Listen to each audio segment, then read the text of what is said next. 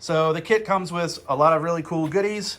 This, like I mentioned before, is the brake master cylinder mount. You can see it comes with a new length brake rod already included.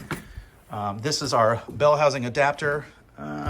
These are the exhaust manifold flanges, so you can build your exhaust straight onto the stock manifolds. Those are the motor mounts. And then here we have our oil pan and pickup tube. You can see it's already come with the hardware.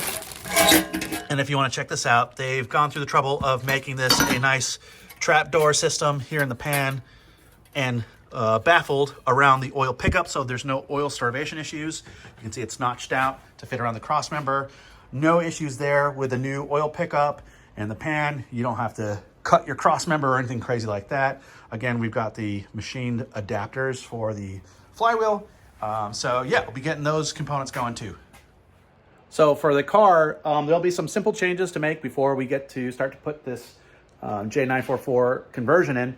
I'm gonna clean this thing up before I mount it. It's still pretty grody from the last time it raced. But one of the things that will go is the brake booster. They won't fit with the J-Series motor in there.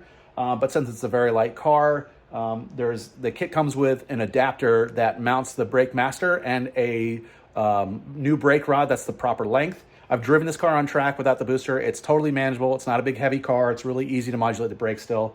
No big deal there. But you get to stick with the stock cross member, the expansion tank, even the fuel lines from the original 944 will bolt right into the back of the fuel rail for the Honda. So that's pretty cool. Minimal changes here.